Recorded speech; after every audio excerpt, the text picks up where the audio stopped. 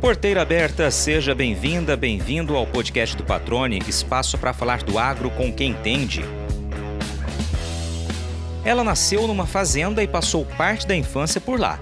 Chegou a tentar profissão fora do agro, mas logo viu que a paixão pelos assuntos do campo era mais forte. A administradora por formação fez curso de tecnólogo em gestão do agro e MBA em agronegócio, enriquecendo o próprio conhecimento sobre o setor que sempre fez parte da vida dela. Reforço importante para a função que desempenha atualmente, exigindo que esteja bem informada e também saiba como repassar de maneira clara e eficiente ao produtor rural toda a informação que for relevante para ele. Mato-grossense de origem e coração, a Lucélia Avi tem literalmente relação umbilical com o campo. Os pais sulistas vieram para Mato Grosso no início da década de 1980 para trabalhar numa propriedade rural, ofício mantido até conseguirem adquirir a própria terra. A história vivenciada serviu como referência para que ela compreendesse naturalmente os desafios e expectativas que fazem parte da rotina de quem produz alimentos. Algo fundamental para que possa argumentar e defender os pontos de vista de agricultores e pecuaristas em discussões importantes que envolvem assuntos que vão do meio ambiente às questões fundiárias, trabalhistas e tributárias, que eventualmente podem interferir no futuro da nossa agropecuária. Lucélia Avi, que legal poder recebê-la no podcast. A gente conversa com certa frequência, né? Já a entrevistei algumas vezes, mas nunca para saber da tua origem, da tua história, né? E realmente do que você gosta de falar. Essa é a ideia aqui. Seja bem-vindo ao podcast do Patrone. Obrigado por ter aceitado o convite de estar aqui nesse bate-papo. Tudo bem contigo? Tudo bem, obrigado pelo convite e espero que eu conte um pouco da minha história e que também possa contribuir para quem esteja ouvindo, né? Um pouco com o que eu faço hoje também da minha vida. Legal. Você é a gestora do núcleo técnico da FAMATO, Federação da Agricultura e Pecuária de Mato Grosso, ou seja, tem uma responsabilidade grande. E antes de falar um pouquinho da tua história, eu queria que você explicasse, né, o que é o núcleo técnico, ou seja, qual a tua função exata hoje ali nessa importante organização que é a FAMATO, que afinal de contas é a maior entidade representativa, né, da agricultura, da pecuária, né, ou seja, das atividades de campo aqui de Mato Grosso. Isso. A FAMATO, ela é um sistema, né, sindical. Nós temos a Confederação Nacional em Brasília e as federações nos estados. Junto com as federações, nós temos os sindicatos rurais que são filiados, então eles ficam localizados nos municípios. Aqui no estado de Mato Grosso são 93 sindicatos. Temos o Senar, que faz toda a parte de treinamentos, de curso. Estamos entrando com o Senar fortemente na parte de assistência técnica, educação formal, né? Entrando nas escolas técnicas, que é um projeto bem interessante. Temos o IMEA, né, que trata da parte dos dados econômicos, né, faz todo esse levantamento, e o AgriHub, né, que é a nossa casa mais nova, que já não é tão nova mais. E na FAMATO nós temos a divisão por núcleo, né, dentro da FAMATO. Então nós temos um núcleo jurídico, administrativo, financeiro, sindical, comunicação e o núcleo técnico. O núcleo técnico dentro da federação a gente considera que é a área fim, né, que é a área que está ali realmente em contato diretamente com os sindicatos e com os produtores. A ideia da FAMATO é sempre a gente atender e fortalecer o sindicato rural no município. Mas nós sabemos que a gente tem uma deficiência ainda, né, de fortalecer esses sindicatos, que o sindicato possa dar esse suporte lá no município, então a gente acaba muitas vezes atendendo o produtor diretamente aqui na federação. E quem faz esse atendimento é a área técnica. Então, dentro da área técnica no qual eu sou a gestora, nós temos uma cadeia de agricultura, uma cadeia de pecuária, de meio ambiente, fundiário, trabalhista e tributário. Então, esses analistas que estão ali nessas cadeias têm a responsabilidade de fazer as análises dos assuntos importantes, então, ou de uma legislação, de uma lei, de um decreto, de uma instrução normativa, ou de algo que saiu novo, que é importante o produtor ficar sabendo. E também tem a função, né, de fazer pareceres técnicos, fazer esses informativos e atender o produtor, e atender o sindicato. Então, orientar sobre isso que todo ano sai. Então, um exemplo, a gente está agora com a questão do E-Social, que a partir do dia 1º de janeiro entra todas as ferramentas do E-Social em funcionamento. Então, estamos orientando o produtor que ele precisa se adequar e se organizar para fazer, porque senão ele vai ser penalizado. Então, é uma legislação que vem sendo prorrogada a pedido das federações, CNA, e não conseguimos mais prorrogar. Então, tem assuntos que às vezes a gente está tocando há 10 anos e que chega, tipo, o ano que vem nós vamos ter que encarar ele, vamos ter que fazer o sindicato ou fazer o produtor entender a importância e o que ele precisa fazer dentro da propriedade. Então, a área técnica faz mais ou menos esse trabalho. Além da gente, da FAMATO em si, de todo o sistema, a FAMATO faz o papel da representatividade do produtor. Então, quando tem que ir para uma discussão política, é a FAMATO que vai. Uma discussão jurídica, ou, né, é a FAMATO que faz esse papel do sistema FAMATO aqui no estado de Mato Grosso. Então, precisamos discutir uma legislação que está na Assembleia, nós que vamos. Tem um conselho do meio ambiente, é a FAMATO que tem a cadeira. Tem um conselho de recursos hídricos, é a FAMATO que tem a cadeira. Então, é a gente que representa o produtor, em geral, no estado de Mato Grosso, em políticas públicas, sempre pensando em defender o produtor naquilo que é possível a gente fazer. Agora ali tem que estar com o radar ligado o tempo todo, né? Como você disse, às vezes uma instrução normativa que sai, algo novo que vem aí, que pode ter desdobramentos, né? Então, além desse acompanhamento diário do que está acontecendo, do que está por vir, também tem um trabalho muito intenso de análise de como uma determinada medida pode ou não interferir no setor, né? Isso. Existe projetos de lei ou decretos ou instruções normativas que são discutidos tanto no âmbito estadual como no federal, dentro desses conselhos, comissões que a gente participa, que às vezes a gente faz 15, 20, 30 versões, né? Você vai analisando, sugere, manda, o colegiado discute, volta, você faz sugestão de novo e assim vai, até a gente conseguir realmente ter um consenso, né, com a maioria das pessoas que estão ali compondo aquela comissão, aquela discussão. E tem coisas que a gente não consegue, né? Tudo para o produtor. Então, a gente também tem que ter essa sensibilidade de saber quando a gente pode desistir de lutar por aquilo que a gente está brigando e seguir, porque é mais importante o produtor ter aquela instrução normativa, ou aquele decreto, aquela lei aprovada, do que a gente ficar discutindo mais 1 ano, 2 anos por causa de um único ponto, né? E agora existe também o contrário. Tem um ponto que é extremamente impactante para o produtor e a gente não abre mão, e se tiver que discutir 10 anos, vai ficar 10 anos discutindo, que é um exemplo do zoneamento. O zoneamento é uma ferramenta muito importante para o Estado, é importante para o produtor rural, mas ela é uma ferramenta que ela traz um impacto muito grande para o produtor.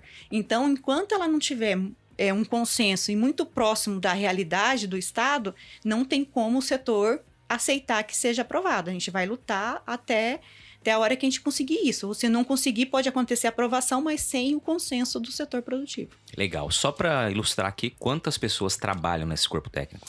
Então, no corpo técnico nós temos 5 analistas e a gestora, que sou eu. Legal, um time que trabalha bastante aí, né? Trabalhamos bastante, isso mesmo. Legal. Agora, Lucélia, vamos começar contando um pouquinho de você, né? As tuas origens, né? Tua relação com o campo, como começa? Vamos lá. Porque isso, apesar de eu já ter te entrevistado várias vezes, é algo que eu particularmente nunca te perguntei, né? Então, aqui é a oportunidade, né? De realmente conhecer onde começa a história da Lucélia Vi. Isso aí. Então, vamos lá. Meu pai é catarinense, a minha mãe é paranaense. Eles vieram para o Mato Grosso mais ou menos em 1980, 81. Vieram trabalhar numa fazenda em Diamantino. E aí de Diamantino eles foram para Campo Novo, né? Mas Campo Novo na época não era Campo Novo, era Diamantino, porque toda aquela extensão de área, Brasnorte, Campo Novo, Sapezal, ali era Diamantino. E aí eles foram para uma fazenda trabalhar. Hoje o município que a gente tem a fazenda é Brasnorte, então meus pais viveram, trabalharam, a gente tem uma fazenda, tem uma área lá onde eles ficam. E eu sou diamantinense, né? Porque eu nasci lá, então, apesar de eu não ter nascido em Diamantino, na cidade de Diamantino, mas na época a área pertencia a Diamantino, então eu nasci na propriedade, nasci com parteira na época. E vivi lá até os 6 anos, 7 anos na fazenda. E depois a gente veio morar na cidade, que é Campo Novo. Então a gente viveu praticamente, eu vivi, né, praticamente com as minhas irmãs, né? Eu tenho 3 irmãs, somos em 4 filhas mulheres, em Campo Novo. Estudamos, vivemos ali. E eles vivem lá hoje ainda, meus pais. Eu vivo em Cuiabá, vim para Cuiabá em 2006, né? Antes disso, eu já tinha morado fora, morei em Campo Grande um período. Estudei lá, fiz 2º grau, iniciei uma faculdade de enfermagem e desisti, porque não era aquilo que eu gostava, e retornei para Campo Novo. Retornando para Campo Novo, já tinha terminado meu 2º grau, tudo. Trabalhei um período no Banco do Brasil, contratada. E aí fui chamada para trabalhar no escritório de fazenda. Trabalhei um tempo. Mexia bastante com a parte de algodão na época. Era uma época que o algodão estava muito forte, que foi o período de 2004, 2005. Eu trabalhei nesse escritório de fazenda esse tempo, mas eu sempre tive o contato com o campo, né? Porque eu nasci na propriedade e cresci praticamente dentro de uma propriedade rural. Não era de agricultura, era pecuária, borracha, seringueira, né? Então eu vivi praticamente ali na área rural. Então conheço, né? Já conhecia, já sabia como funcionava bem a parte rural. E aí fui trabalhar nesse escritório de fazenda e surgiu a oportunidade, né, em 2006, de vir trabalhar na FAMATO. Como que surgiu a oportunidade? Eu queria vir fazer faculdade, porque em Campo Novo não tinha faculdade nessa época.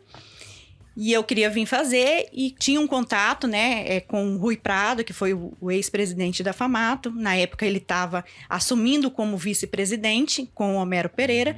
E ele falou assim, eu vou ver se eu consigo um lugar para você na federação. E aí eu consegui, entrei na FAMATO em início de 2006 como estagiária da FAMATO. Na época a gente fazia todo... Vamos falar assim, todo, não igual, né? Mas todo o trabalho que o IMEA faz hoje, mas a gente fazia dentro de um departamento da FAMATO.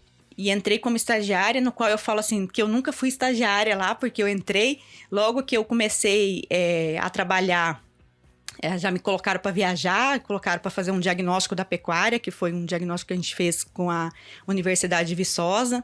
Viajei o estado com esses professores e aí por diante começou as viagens, curso de produção, eu comecei a conhecer todo o estado. E aí a partir dali, né, eu saí depois fui para o IMEA, ajudar a reestruturar o IMEA, fiquei 2 anos lá no IMEA, na época que a gente fez a reestruturação, que o Ceneri foi o superintendente.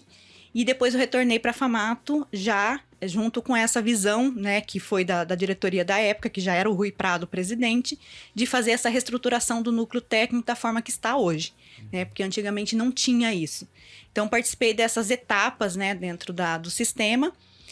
Fiquei um período como analista de meio ambiente, fiquei um período longo como analista de meio ambiente, então rodei o estado todo praticamente falando das questões ambientais. Participei dessas discussões do código, tudo isso. Então, a minha evolução foi mais ou menos nesse sentido. Mas, assim, sou de origem diamantinense, né? Para quem não sabe. Nasci em Diamantino, né? Vamos falar assim, de origem paranaense e catarinense, italiano, porque meus avós são italianos. E vivi, né, a boa parte da minha vida em Campo Novo do Parecis. Quer dizer, a paixão pelo campo nem precisa de explicação, ela realmente é nata, né? Isso, até mesmo porque eu tentei, né, ir para uma outra área. E viu que não era... E que não era aquilo, a hora que eu cheguei na parte de estágio, eu falei, não é isso, não dá certo comigo, e voltei para trás para trabalhar com o campo. Então, assim, apesar de eu não ser formada numa área agrária, né? Mas eu sou formada em administração, fiz tecnólogo em gestão de agronegócio e também fiz MBA em agronegócio. Se hoje perguntar para mim assim, você mudaria as faculdades? Não. Talvez eu faria mais uma que fosse direito, mas não mudaria. Por quê? A administração ela traz uma base muito boa em tudo. Então, é um curso bom nesse sentido, pelo menos para planejamento, parte estratégica. E o tecnólogo de agronegócio é o curso que eu falo que foi o que eu mais aprendi. Apesar de ser um tecnólogo que era 2 anos na época, mas é o que você mais aprende do agro. porque você aprende muito na prática, o dia a dia, bolsa, negociação, essas coisas. Então, foi um curso muito bom, muito positivo na época para mim. Então, assim, não me formei em agronomia, não fiz veterinária, mas a paixão pelo campo é nata. Legal. Deixa eu só fazer uma pergunta. Você disse que seus pais vieram do sul do país, né, no início dos anos 80, para trabalhar numa fazenda. Eles já tinham ligação com o campo, então, lá no sul? Já eram produtores ou não? Já. Meus avós, por parte de pai, no sul, sempre... porque apesar do meu pai ser catarinense, né? Mas os meus avós viveram muito tempo no Paraná também, por parte de pai. Então, o pessoal do Paraná sempre tem uma área, tem a sua, vamos falar, sua casa e uma área mais extensa para produzir, né? Então, meu avô tinha essa área, né? Na época, não sei se chamava sítio, chácaras, como que era lá, ele tinha essa área e praticamente ele fazia a produção para sustentar toda a família ali, porque plantava as coisas e daí você trocava na época, né, nos moinhos, e ia fazendo toda essa troca para viver e também vivia disso. Então, meu pai, quando veio para o Mato Grosso, ele trabalhava com o meu avô e aí eles tiveram um desentendimento lá de família e ele resolveu vir para o Mato Grosso para trabalhar. Tipo, ele tinha 18 anos, acho, coisa assim. E aí ele veio, arrumou essa fazenda, começou a trabalhar e depois trouxe a minha mãe com as minhas 2 irmãs. Legal. E aí a fazenda, você disse, era uma fazenda de pecuária e de extração de borracha ali, de cerveja. Na que ele trabalhava. Na primeira que ele veio, que foi para Diamantino mesmo, era uma fazenda de pecuária. E aí essa que teve a extração, que a gente viveu a maior parte, foi aonde eu nasci, que é a extração de borracha e pecuária, era uma fazenda 100% fechada. Ele foi de Diamantino, que era o patrão dele em Diamantino, ele foi para essa outra fazenda para fazer abertura, fazer todo esse investimento nessa fazenda. E hoje você disse que vocês têm uma propriedade em Brasnorte. Qual que é a atividade lá? Hoje a gente tem uma propriedade vizinha dessa propriedade que a gente viveu, né, muito tempo. É uma propriedade pequena, 353 hectares. E a gente tem pastagem, pecuária e, na verdade, meu pai usa a área lá para descansar. Ele vai pescar, fica pescando, fica na beira do rio e fica lá, mas num sentido de descanso. Você já parou para pensar sobre quais são as semelhanças entre a sinuca e uma lavoura? A resposta é simples, viu? Tanto uma quanto a outra precisam de estratégia.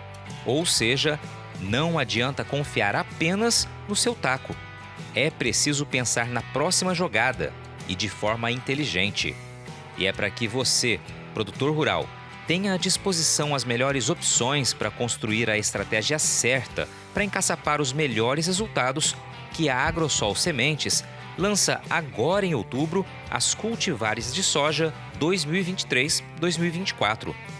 O portfólio reúne diversas opções adaptadas a diferentes contextos e realidades de todo o cerrado brasileiro, com as melhores tecnologias dos principais obtentores do mercado.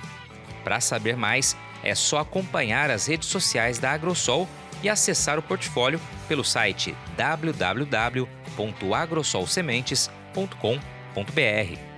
E olha, nunca se esqueça que uma safra inteligente começa com estratégia. Então, faça sempre boas escolhas para sua próxima tacada. Agrosol Sementes, germinando o futuro.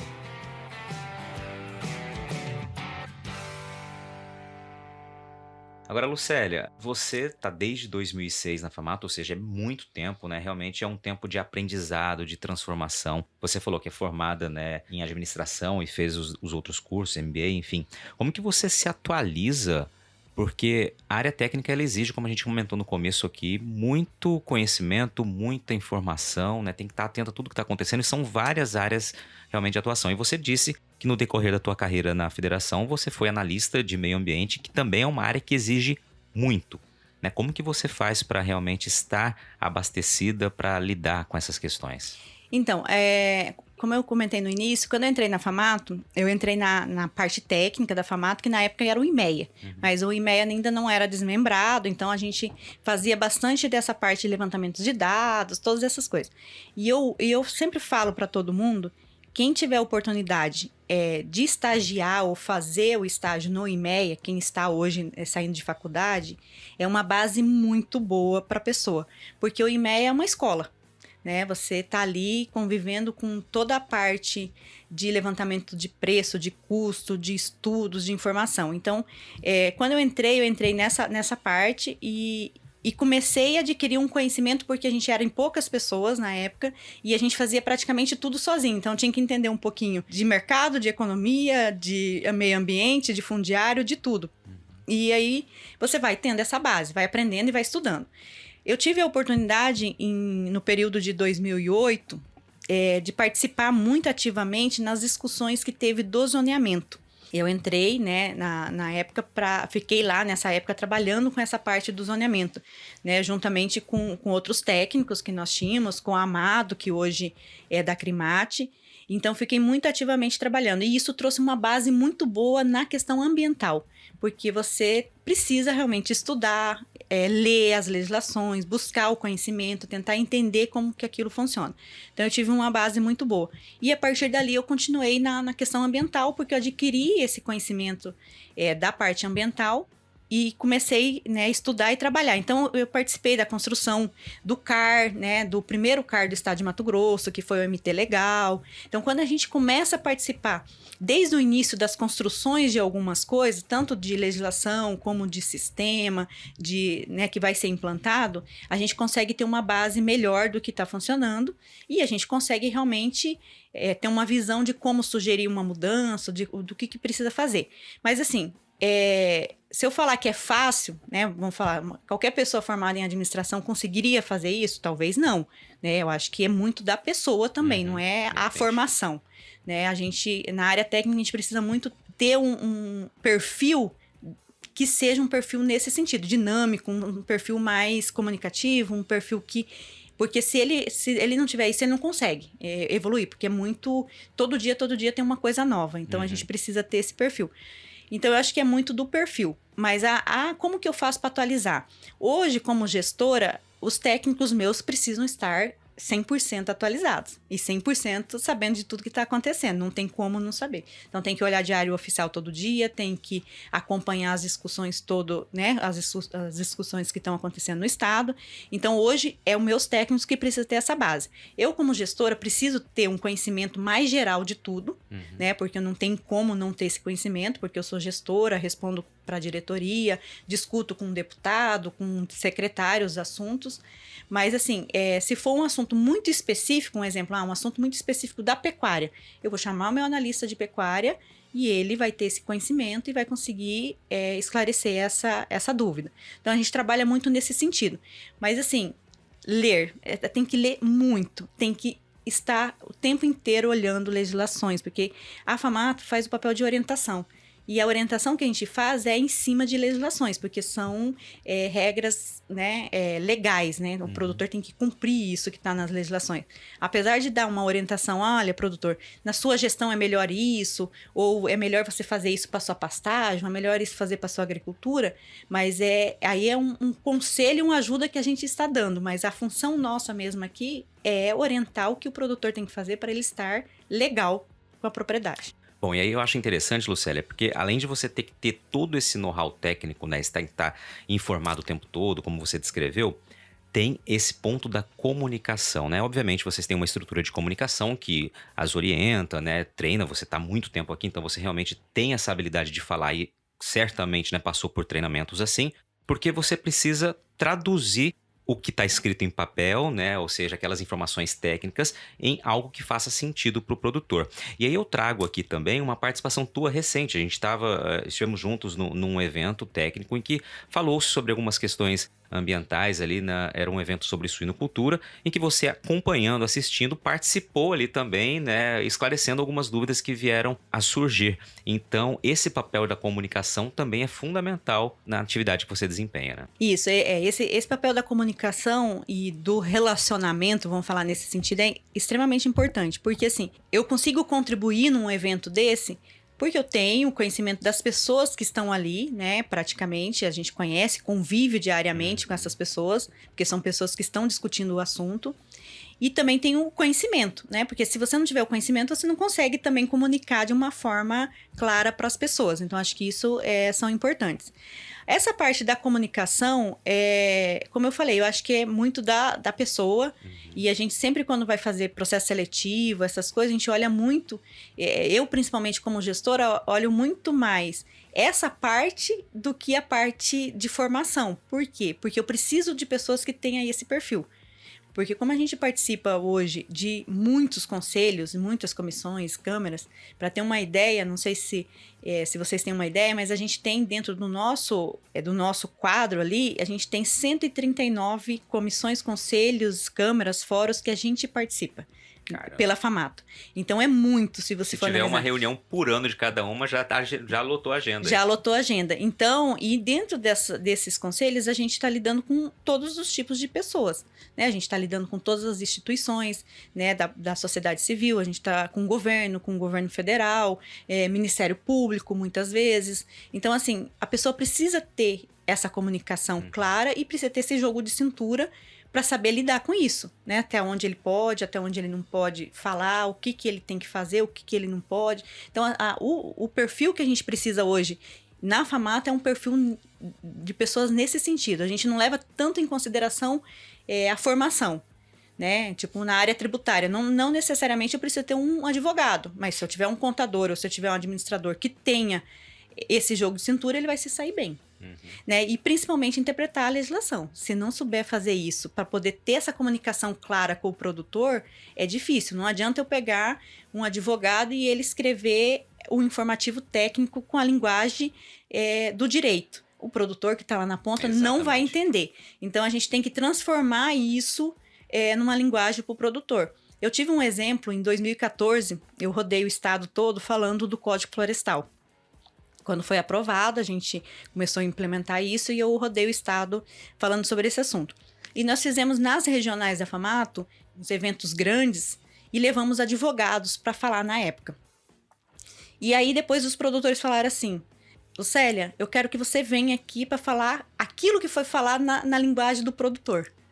Então, a gente tem isso e a gente tenta trabalhar dessa forma, né? Sempre na linguagem do produtor, sempre que ele vai olhar e vai conseguir entender.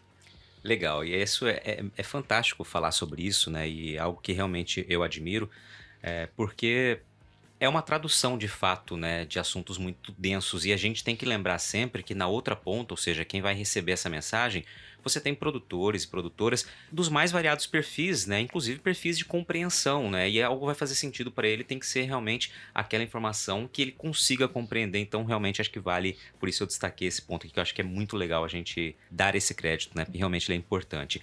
Agora, você falou da área ambiental, acho que seria legal a gente trazer um pouquinho dessa temática, porque eu queria que você esclarecesse, né, para as pessoas que eventualmente não saibam, né, que não tenham ligação com o campo, que estão nos ouvindo aqui, qual a realidade ambiental de Mato Grosso, né? Ou seja, a gente é um estado que lidera a produção agropecuária, né? Estamos, né, realmente nas pontas quando a gente fala em exportação. Tem aquela matemática que diz que se o Mato Grosso fosse um país, né, seria, acho que se eu não me engano, o quarto maior produtor de alguns produtos.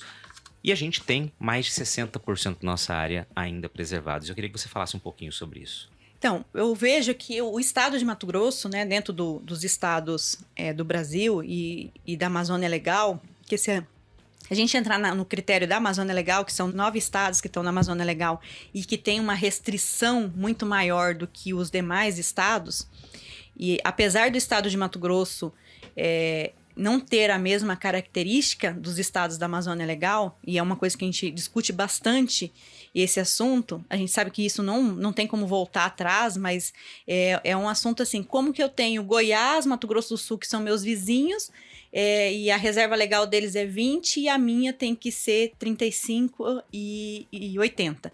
Então, assim, tem essa discussão, isso é bastante discutido, mas é uma coisa que eu acho que a gente não consegue retroagir. Talvez a gente consiga melhorar algumas coisas, mas não consegue retroagir nesse sentido, né? O bom seria o estado sair da Amazônia Legal, mas isso a gente sabe que não vai sair. Então, o que eu vejo do estado de Mato Grosso? Eu vejo que na questão ambiental ele está muito à frente, em termos de regularização, em termos de proteção. Se a gente sobrevoar o estado de Mato Grosso hoje, a gente consegue ver que praticamente todas as propriedades rurais do estado têm vegetação nativa na sua propriedade. A gente consegue ver hoje praticamente que a gente não tem passivo de área de preservação permanente no estado mais. A maioria dos CAR que vão sendo analisados, a gente não vê uma pendência de falta de APP, de área de preservação permanente em torno dos rios. É raríssimo. Por quê? Porque o estado saiu muito à frente já há muitos anos discutindo essa questão ambiental e os proprietários foram se regularizando, se adequando e foram fazendo. Temos problema com reserva legal? Temos. Mas não é um problema também que eu acho que isso impacta na questão ambiental do estado. Eu acho que o estado tem mais de 60% preservado, é um estado produtivo, né? A gente faz aí 3 safras, né, por ano. Usamos tecnologias muito de ponta realmente, o proprietário está muito atualizado, principalmente os proprietários da agricultura, o da pecuária está indo nesse caminho, estamos trabalhando isso com os produtores da pecuária também. Então eu vejo que, para mim, o estado de Mato Grosso não tem problema ambiental, essa é a minha visão. Nós temos um problema hoje de regularização, que é uma parte documental. Para mim, a minha visão é essa. Hoje, se chegar dentro de uma propriedade rural, ele não tem um problema ambiental na propriedade. Ele precisa regularizar a parte documental daquela área, daquela propriedade dele. E que é onde a gente sofre bastante porque existe uma morosidade. Né? Existe uma morosidade tanto na parte de regularização fundiária, né, que é o primeiro passo para você conseguir ter uma regularização completa da parte ambiental, e temos a morosidade também na parte ambiental. Então, muitos querem fazer certo, mas a gente tem essa morosidade da parte documental, que é uma coisa que a gente precisa trabalhar muito com o governo do estado. Eu vejo que a gente tem alguns problemas ambientais, temos, e aí eu vou muito mais para a parte, talvez, urbana. Se a gente pegar um exemplo, o município de Cáceres está praticamente do lado do rio. E o município de Cáceres precisa trabalhar uma regularização de como fazer a conciliação do município com o rio, com a parte de esgoto, com a parte de saneamento, tudo isso. Como que ele faz isso? É um desafio para o município. Imagina o gestor controlar isso. Então, a gente tem alguns problemas nesse sentido, mas eu vejo que, de modo geral, a gente não tem problema ambiental nas propriedades. Agora, você falou da morosidade, né, que é uma realidade, e isso gera grande impacto para aquele produtor que ainda não conseguiu essa regularização, e é outro assunto que vocês, né, lidam aí constantemente, né? Hoje o produtor tem um impacto muito grande. Se ele tiver se ele tiver um problema, ele quer emitir uma autorização de supressão de vegetação, e ele precisa ter o CAR dele validado, né, analisado e validado para ver se está tudo certo a questão de reserva legal, de APP, se ele realmente tem aquela área de vegetação para ser suprimida, tudo isso. Então, existe uma morosidade em todo esse processo. Quando ele quer fazer um outro empreendimento, né, uma atividade dentro da propriedade, algo nesse sentido, ele precisa ter um documento ambiental, ou um cadastro, ou uma licença, ele precisa ter esse documento. Sem esses documentos, ele não consegue ter um crédito no banco, ele não consegue um financiamento. E hoje, pelas restrições de mercado, se ele não tiver pelo menos o CAR e a licença, vamos falar de pecuária e agricultura, ele não consegue vender o produto dele também. Então, ele precisa realmente de uma agilidade dos órgãos, né, principalmente do órgão ambiental, para que ele consiga continuar trabalhando. E se ele não consegue trabalhar, não é só ele que tem um problema. O estado todo tem um problema, porque vai afetar a arrecadação, vai ter o problema social, questão de trabalho, aquele município talvez tenha um problema social. Então, assim, a gente tem que olhar no todo. Não é o produtor que está sendo só o produtor sendo penalizado. Toda a sociedade daquele município está sendo penalizado, porque se eu diminuir a minha atividade ou eu não conseguir produzir naquele ano, eu vou diminuir o emprego. Diminuindo o emprego, está diminuindo todo o poder de compra daquele município e assim vai. Então, a gente tem que olhar toda uma cadeia. Então, o produtor hoje, ele é a figura mais importante dentro do estado de Mato Grosso, que é um estado agro. Ele tem que estar funcionando corretamente, trabalhando, para gerar as outras arrecadações, empregos e assim por diante. Legal. Você mencionou durante o início da entrevista, como exemplo, né, da área de atuação de vocês, a questão do zoneamento. E esse ano falou-se muito sobre o zoneamento, né? Eu queria que você trouxesse uma análise do que foi esse ano e do que a gente pode esperar para o ano que vem com relação a essa temática. Zoneamento, hoje a gente chama zoneamento de 2018, né? Porque nós temos o zoneamento de 2008, que foi aquele que foi trabalhado, feito diversas audiências públicas, seminários técnicos. Foi votada a lei na Assembleia Legislativa em 2011 e tivemos vários dispositivos da lei suspenso por uma liminar, depois por uma decisão judicial, no qual pediu que o Estado fizesse uma perícia, né, desse zoneamento todo. Em 2015 foi feita uma adequação, uma nova proposta de zoneamento que foi apresentada para a gente em 2018. Essa proposta, apesar dela ter vindo com algumas atualizações, mas ela é uma proposta que impacta muito o setor produtivo. E quando eu falo setor produtivo, não é só o produtor da agropecuária, mas sim a parte da indústria, do comércio, mineração, madeira, tudo isso. Então, a forma que ele veio desenhado, né? E quando a gente fala o zoneamento desenhado, por trás daquele mapa que é apresentado o zoneamento, por trás daquelas diretrizes que são os pontos que atrás essas restrições ao produtor, tem toda uma parte de estudo, né? Então, a forma que foi desenhado o mapa do zoneamento de 2018 é muito impactante para o produtor. Então, nós fizemos ações, trabalhamos com o governo, pedimos que esse zoneamento não entrasse em pauta para ir para a Assembleia Legislativa. A FAMATO faz parte da Comissão Estadual do Zoneamento. Apesar do setor produtivo ter só 4 cadeiras lá, né, mas a gente faz parte, estamos lá trabalhando ativamente.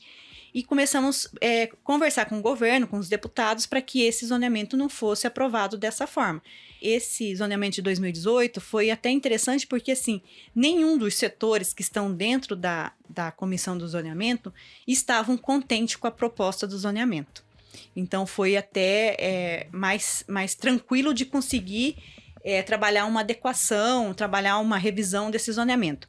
O governador Mauro Mendes, no ano passado, entendeu essa demanda e a necessidade de fazer essa revisão e contratou a Universidade de Viçosa para fazer essa revisão. Então, nós estamos num período de revisão da proposta do zoneamento.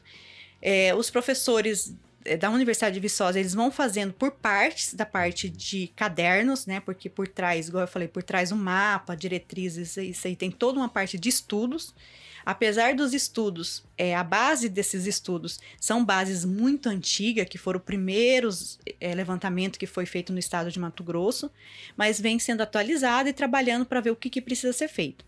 E hoje nós estamos numa fase de análise desses cadernos. Então, a Universidade de Viçosa foi contratada por 1 ano, agora foi feito um aditivo prorrogando esse prazo, para poder finalizar, porque realmente é muito complexo e não iria conseguir finalizar em 1 ano. Então, hoje o que nós temos os cadernos de dados, de indicadores, que vai ser construído a base, que é o mapa, onde realmente o produtor consegue ter uma visão de como ficaria a região dele, de como ficaria a propriedade dele, como que isso seria.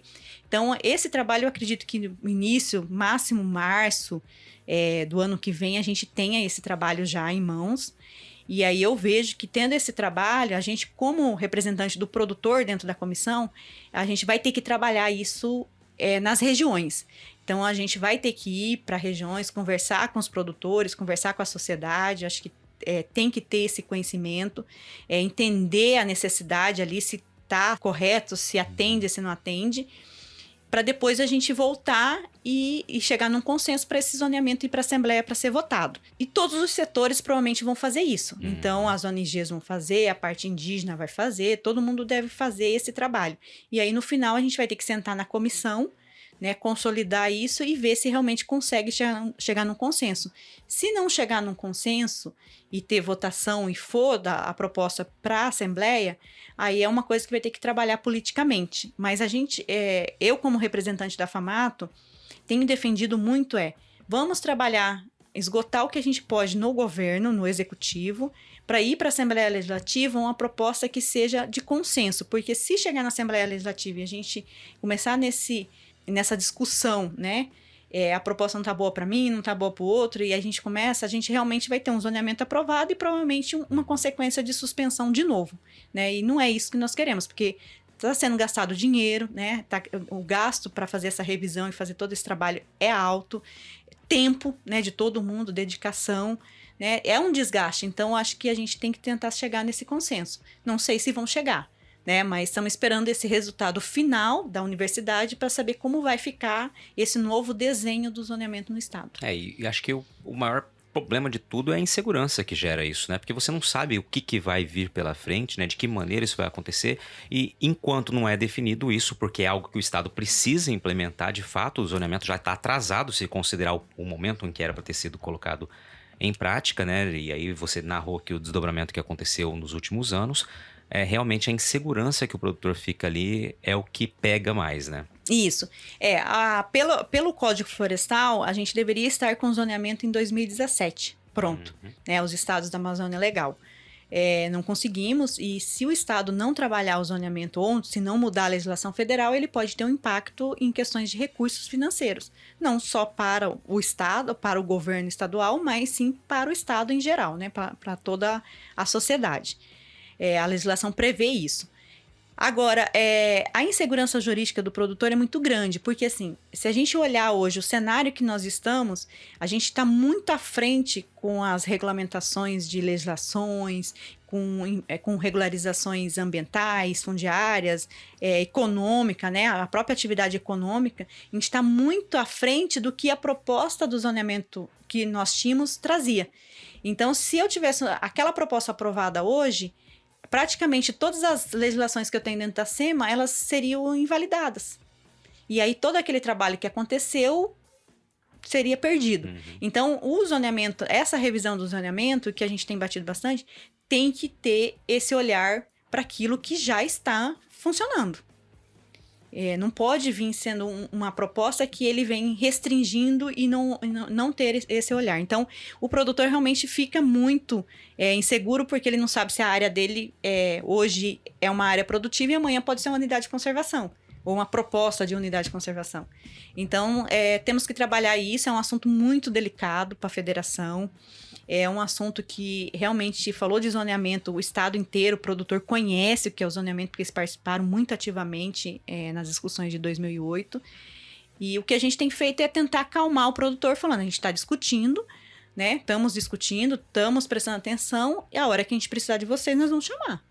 Né? Porque se precisar, realmente, vamos ter que fazer esse trabalho. Legal. Deixa eu trazer um outro tema aqui, e aí eu vou perguntar para a Lucélia Avi, pessoa física, tá? Não é a gestora do núcleo técnico da FAMATO que vai dar essa opinião aqui.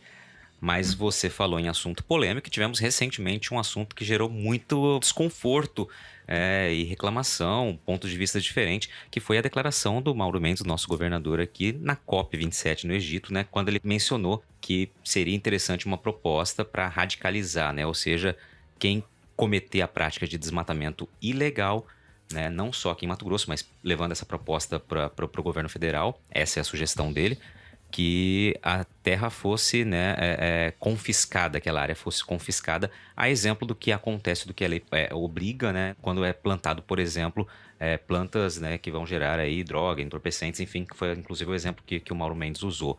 Isso gerou, claro, uma grande polêmica imediatamente. Qual a sua opinião sobre esse tema? E aí, reforçando que aqui é a Lucélia Avi, pessoa física, falando.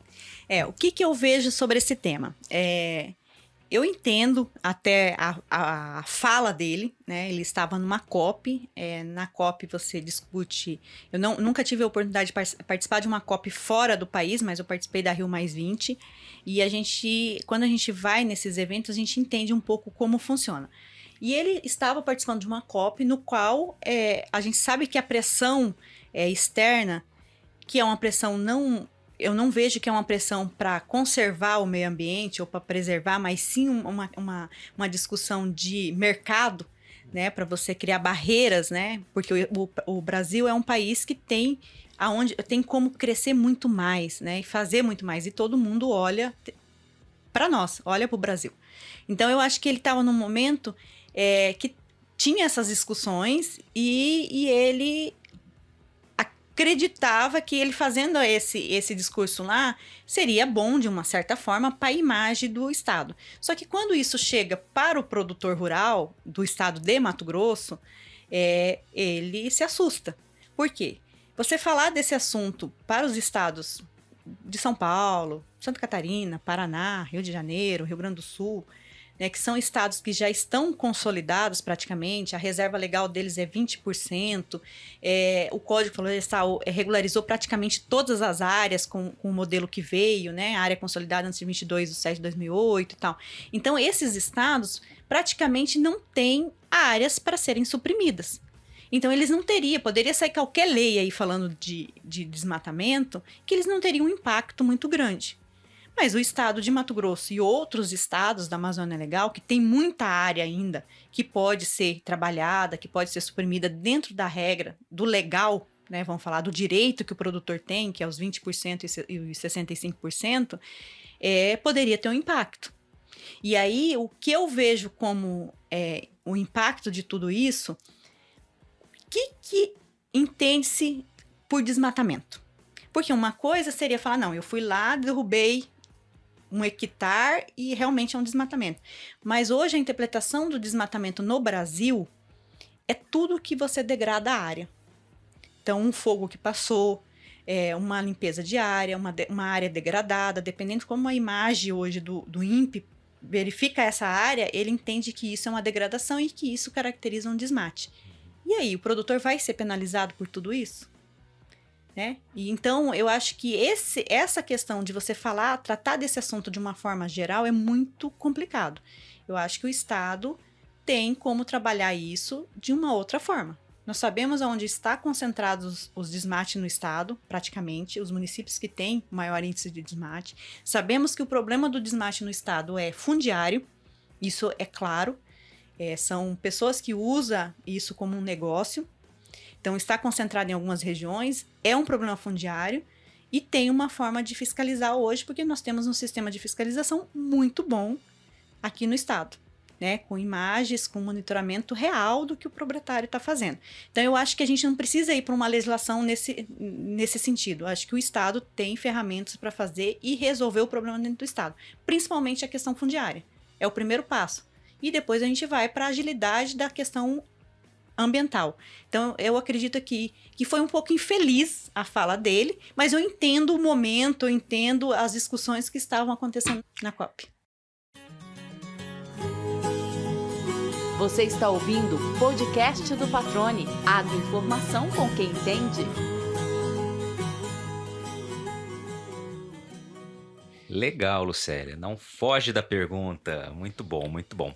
Aí a gente está chegando na reta final aqui. E falando em pergunta, eu tenho trazido nos últimos episódios algo que eu acho interessante, que é perguntar para o entrevistado qual foi aquela pergunta que o entrevistado nunca respondeu. Ou seja, na tua carreira, qual pergunta você gostaria de ter respondido que ninguém fez essa pergunta a você? É para dar aquela bugada mesmo. É que vocês não estão vendo aqui, mas ela olhou para cima, olhou para o lado, vamos lá.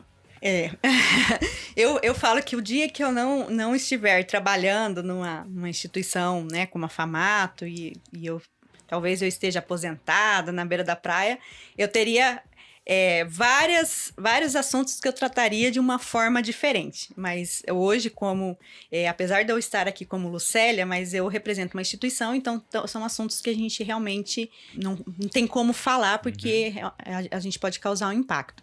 Mas perguntas que o entrevistado poderia fazer para mim e que nunca fizeram... Uma pergunta que você nunca respondeu, que você fala, seria interessante alguém me perguntar isso.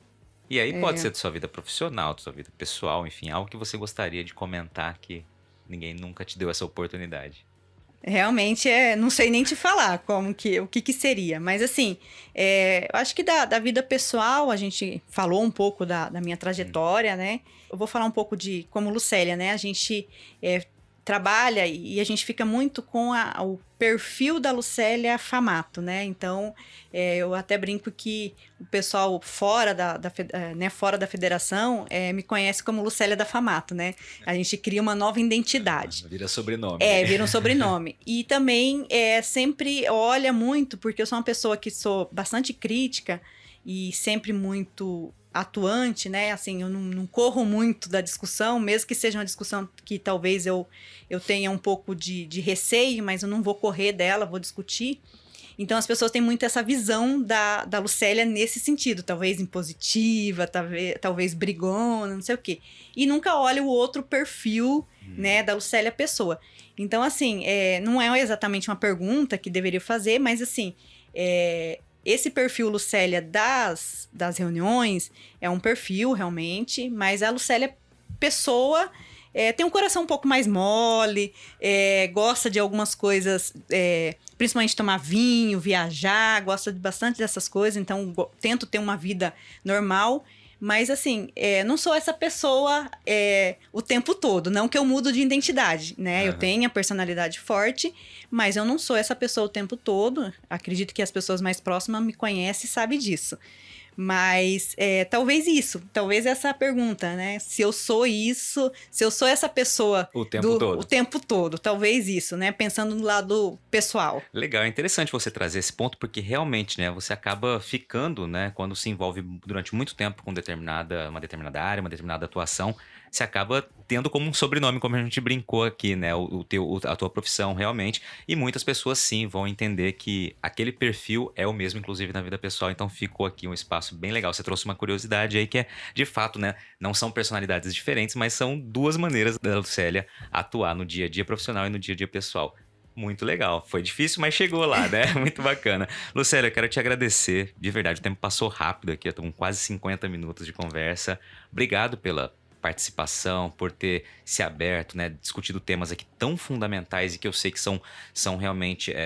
muitos deles geram desdobramento, então tem que ter realmente uma cautela na hora de falar de alguns assuntos, mas você respondeu aqui com muita clareza como você tem feito desde que eu te conheço. Obrigado pela participação, pela disponibilidade de tempo, mas acima de tudo pela confiança. Te agradeço, foi um prazer conversar contigo. Obrigado, Patrone, por me convidar para participar e eu acho que é muito importante a gente falar um pouco, né, dessa trajetória, desse conhecimento, justamente pelo que eu falei no final, né? As pessoas às vezes conhecem a Lucélia da Famato, né? E não conhecem a Lucélia realmente como eu nasci, da onde eu vim, essas coisas. Então, muito interessante. E aí, gostou do bate-papo? Então dá aquela força e compartilha essa entrevista com os seus contatos. E olha, aproveita para mandar aquele feedback dizendo o que você está achando do podcast do Patrone. Pode criticar, elogiar, sugerir temas e pessoas para dividir boas histórias aqui nos próximos episódios. É só enviar uma mensagem lá no Instagram para @LuizPatrone que a gente troca uma ideia, viu? Então, gente, sucesso da porteira para dentro, força e fé da porteira para fora e vamos que vamos! Você ouviu o podcast do Patrone, agroinformação com quem entende.